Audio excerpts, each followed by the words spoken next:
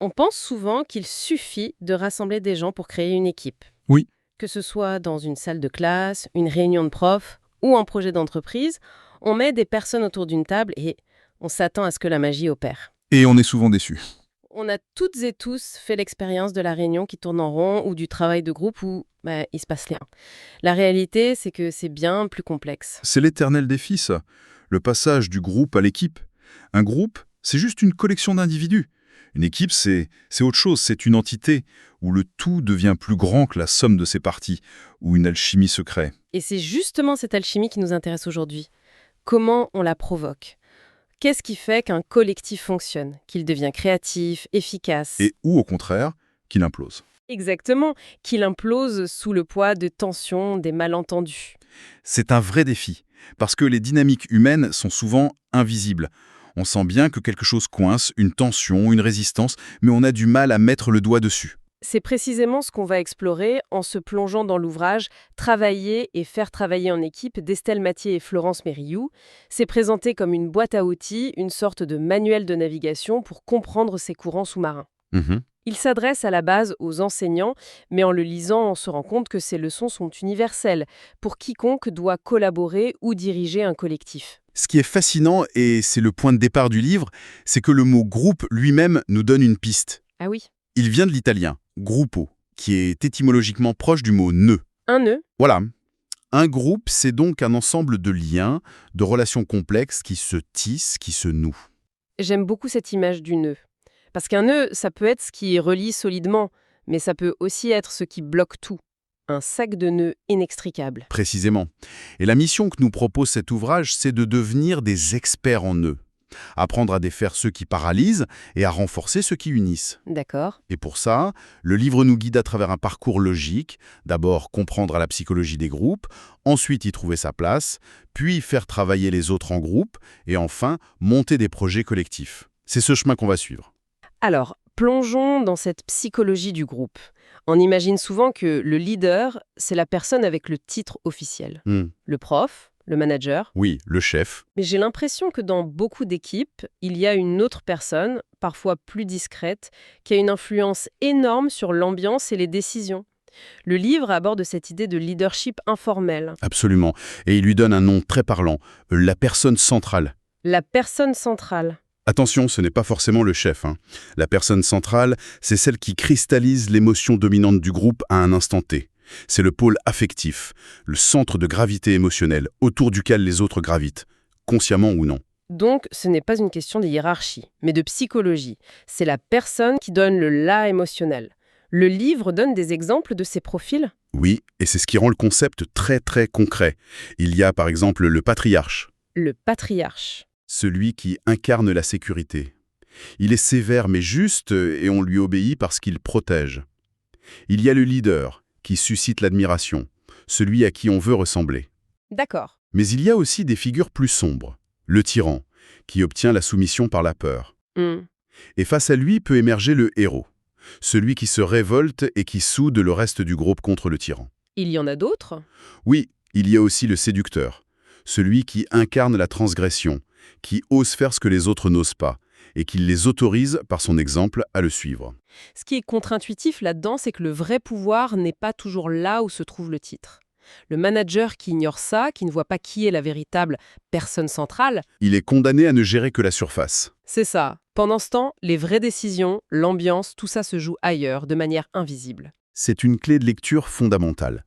Le chef qui n'est pas la personne centrale se retrouve face à un choix. Soit il négocie avec elle pour s'en faire un allié, soit il se prépare à un conflit inévitable. D'accord. Un autre phénomène puissant à analyser, c'est le mimétisme. Dans un groupe, on finit par adopter des codes communs, un langage, des habitudes. C'est ce qui crée la cohésion, le fameux esprit de corps. Mais cet esprit de corps, c'est ce que tous les managers recherchent. On veut de la cohésion, des équipes soudées. Est-ce que le livre nous dit à quel moment cette force se retourne contre nous? Où est la ligne rouge? C'est une excellente question, parce que la ligne est très fine. Le livre l'identifie grâce à un concept, l'effet Janis, L'effet Janis. du nom du psychologue Erving Janis. C'est cet aveuglement collectif où l'harmonie, la loyauté au groupe deviennent si importantes qu'elles étouffent toute pensée critique. Ah oui. On ne veut pas être celui qui casse l'ambiance, celui qui pose la question qui fâche, alors on se tait, on s'auto-censure. Et le groupe? persuadé d'être unanime et infaillible, finit par prendre des décisions complètement irrationnelles, voire dangereuses. Exactement. Et le livre explique que les conditions qui favorisent cet effet sont très claires. Un groupe très soudé et isolé de l'extérieur, un leader très directif qui impose sa vision et un contexte de stress. C'est un avertissement crucial, en fait. Ah oui. La cohésion est une force, mais poussée à l'extrême, elle devient une faiblesse. Le conformisme peut mener au désastre. Toutes ces forces invisibles, la personne centrale, le risque d'effet de Janis, ça peut sembler un peu intimidant. Et ça amène une question très concrète. Quand on est le nouveau, qu'on arrive dans une équipe qui a déjà son histoire, ses codes, comment on fait pour naviguer dans ce champ de mine relationnel sans tout faire exploser?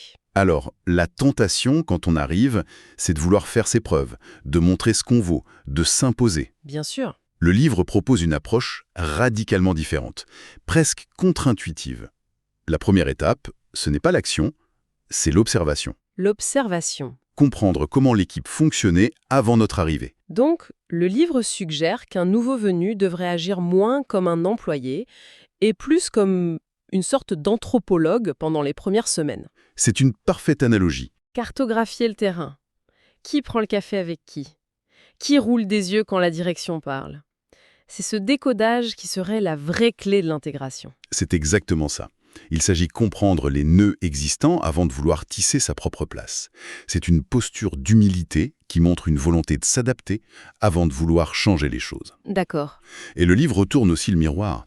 Il ne parle pas que de celui qui arrive, mais aussi de la façon dont l'équipe accueille ce nouveau membre. Et ça, c'est très révélateur. Ah oui, l'accueil du nouveau. Ça peut être un véritable test de la santé d'une équipe. Tout à fait.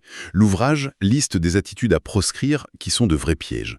Par exemple, projeter ses propres désirs sur le nouveau, le voir comme un sauveur. Ah, enfin quelqu'un qui va penser comme moi contre un tel. Voilà, c'est ça. Ou à l'inverse, vouloir tellement aider qu'on en devient un poids, qu'on l'étouffe sous les conseils non sollicités. Mhm. Et le pire, sans doute, se précipiter sur le nouveau venu pour lui dire du mal des autres collègues, ce qui en dit toujours plus sur celui qui parle que sur ceux dont il parle. Une fois qu'on est intégré, le défi suivant, surtout pour un enseignant ou un manager, c'est de faire en sorte que la collaboration soit réellement productive. L'ouvrage doit avoir beaucoup à dire là-dessus, au-delà du simple mettez-vous en groupe.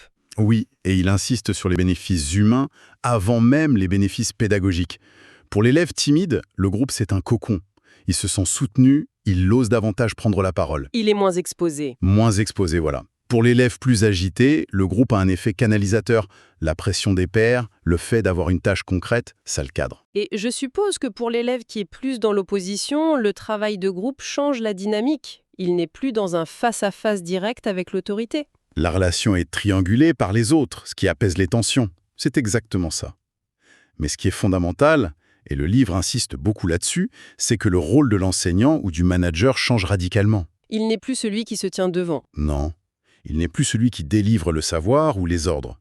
Il devient un chef d'orchestre, un facilitateur discret. L'ouvrage détaille ses 3 nouvelles missions. D'accord. La première, c'est d'être un observateur. Analyser les relations, qui parle, qui se tait, comment le groupe s'organise. On sort de la simple évaluation du résultat pour regarder le processus. C'est un changement de posture majeur. En effet. La deuxième mission, c'est celle d'arbitre et de contrôleur. Intervenir discrètement si les tâches sont mal réparties, si un conflit commence à naître, pour rééquilibrer les choses. Mhm. Et la troisième, c'est d'être une personne ressource, c'est-à-dire aider un groupe qui bloque, lui donner une piste, mais sans jamais faire le travail à sa place. D'accord. Le livre propose même des outils très pratiques, comme des grilles d'observation pour analyser les flux de paroles, qui parle, à qui et comment. L'idée, c'est de rendre les membres du groupe eux-mêmes conscients de leur propre fonctionnement. Mais soyons honnêtes, on a tous été dans ce travail de groupe où 1 ou 2 personnes font tout le travail pendant que les autres... Profite du paysage. Comment le livre résout ce problème du passager clandestin? C'est le piège classique. La solution proposée est simple, dans son principe, mais redoutablement efficace. Il faut toujours lier l'effort individuel et l'activité collective. Ne jamais faire du tout collectif. Jamais. Concrètement, ça peut vouloir dire commencer par un temps de réflexion seul où chacun écrit ses propres idées avant de les mettre en commun. Comme ça, tout le monde arrive au débat avec une base. D'accord. Ou alors, finir par une tâche individuelle qui oblige à réutiliser ce qui a été appris en groupe. L'évaluation aussi peut comporter une part individuelle et une part collective. Est-ce que le livre donne un exemple de technique un peu plus avancée pour vraiment dynamiser cette intelligence collective? Oui, il y en a une que je trouve particulièrement brillante, la technique des groupes de spécialistes. Des groupes de spécialistes? Imagine une classe divisée en plusieurs groupes. Ils doivent tous analyser un même texte en préparant une intro, un développement, une conclusion. Au lieu de laisser chaque groupe travailler en vase clos, on va créer une étape intermédiaire. D'accord. Pendant un quart d'heure, tous les élèves chargés de l'introduction, un de chaque groupe, vont se réunir dans un groupe de spécialistes de l'introduction. Ah, ils confrontent leurs idées, partagent les meilleures approches, s'inspirent les uns les autres. Précisément. Puis chacun retourne dans son groupe d'origine, enrichi de tout ce qu'il a appris chez les autres spécialistes. Il rapporte ses nouvelles idées à leurs coéquipiers. C'est génial comme idée. C'est une sorte de pollinisation croisée des savoirs. Ça empêche qu'un seul groupe trouve la bonne idée et que les autres passent complètement à côté.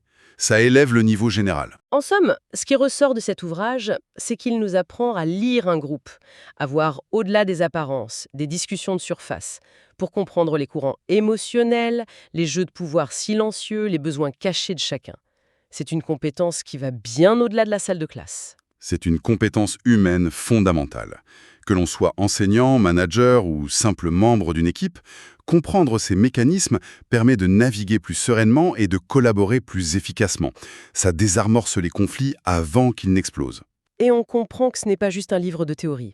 Il semble rempli de techniques concrètes pour structurer, animer et même évaluer le travail en commun. Oui, il donne des cadres, des procédures pour que la collaboration ne soit pas juste un vœu pieux, mais une réalité productive. Une réalité vraiment productive. C'est exactement ça. Il nous donne les clés pour organiser le nœud dont on parlait au début pour qu'il soit solide, fonctionnel et créatif. Mais après avoir exploré toutes ces manières de structurer et de guider un groupe, ça soulève une dernière question, je trouve. Laquelle? L'ouvrage nous donne les outils pour que la collaboration soit productive. Mais quel est le potentiel créatif et inattendu d'un groupe qu'on laisserait, ne serait-ce qu'un instant, sans aucune directive? Que se passerait-il si le nœud se formait de lui-même en toute liberté?